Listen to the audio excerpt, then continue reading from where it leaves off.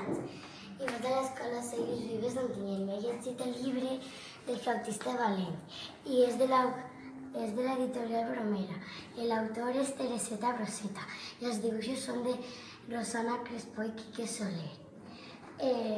El que més m'ha agradat és que Roig Julivert,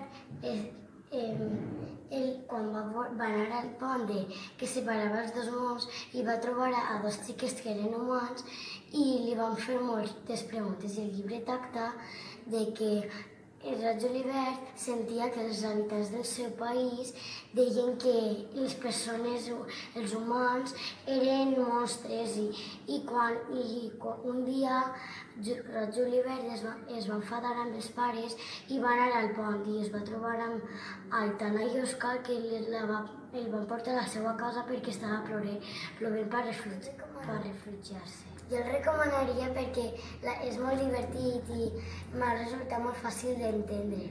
Espero que us agradi.